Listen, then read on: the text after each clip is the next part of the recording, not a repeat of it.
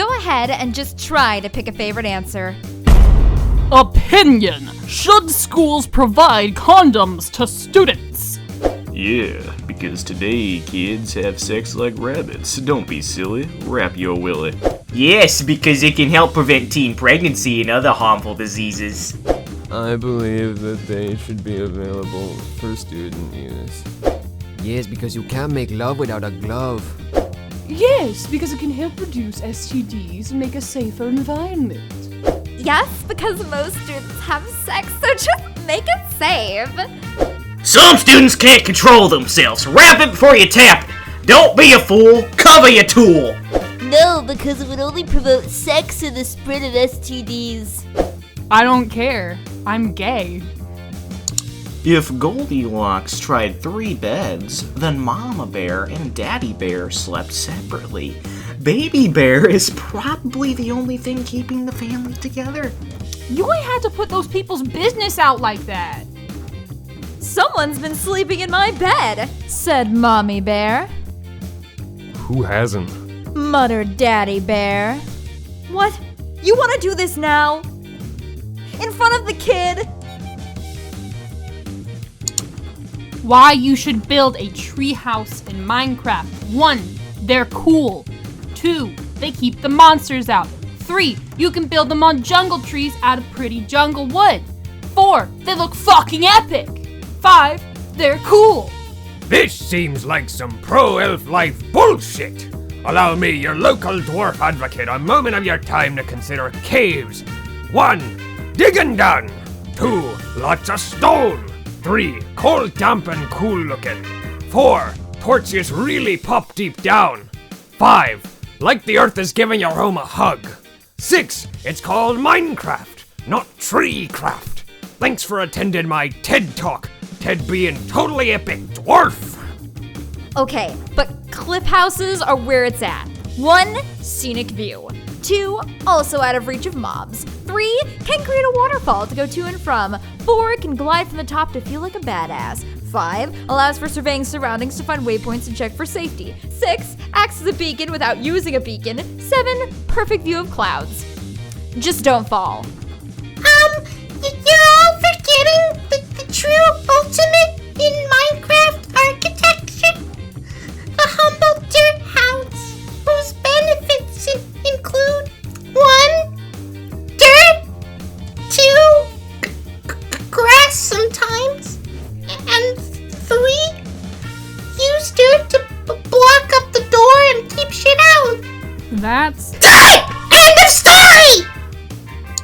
While I nodded, nearly napping, suddenly there came a clapping, as of ass cheeks, gently clapping at my chamber door.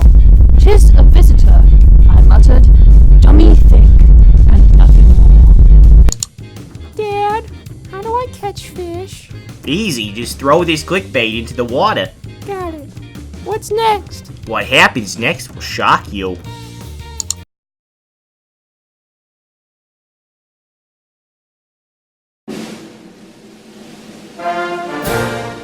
Anonymous asked, do all Americans have pet eagles?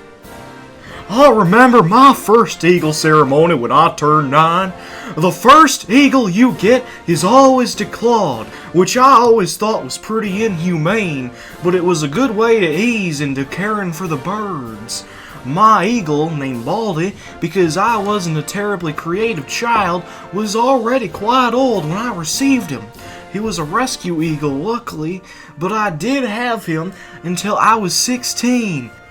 I don't know if I was more excited about getting my driver's license that year or my new eagle. You should have seen the party we had when I got him, too. Grilled hot dogs and fireworks and lemonade. Obviously, I named my beautiful new eagle Freedom.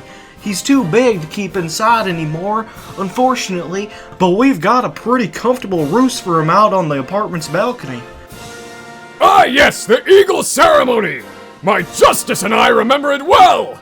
They had just come out with telepathic link transplants when I got him, which is how I know he remembers it. Our celebration was quite modest compared to Freedom's.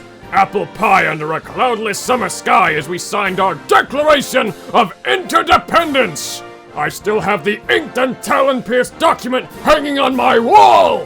Ah! Ha ha ha! What is this, eh? Get out, Canada! I was so scared during my Eagle ceremony, I almost threw up. But Stonewall Jackson and I have been best friends ever since. My dad and grandfather built a really massive roost behind the house for my eagle and my sister's eagles. Stonewall always waits for me when I get home from class, since schools are getting so overprotective and strict these days and won't allow eagles indoors.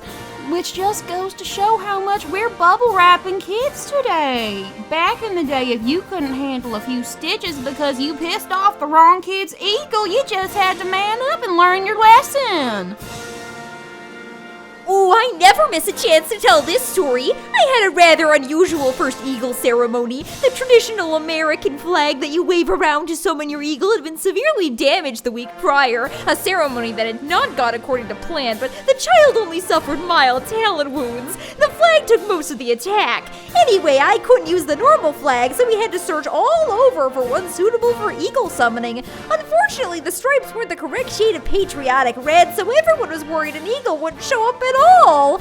I had to stand in the middle of a wheat field, the wind creating amber waves of grain out of it, shaking the flag in the air for over 3 hours. Everyone was just about to give up when suddenly Patriot appeared out of nowhere. He came up to me so quickly it was like he was apologizing for being late, and we've been together ever since.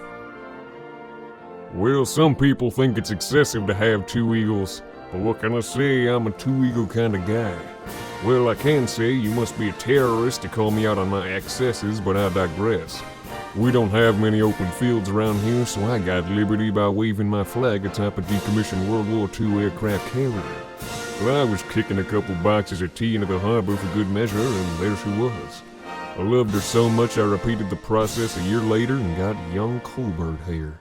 It's hard work raising 2 eagles, but I got 2 shoulders after all.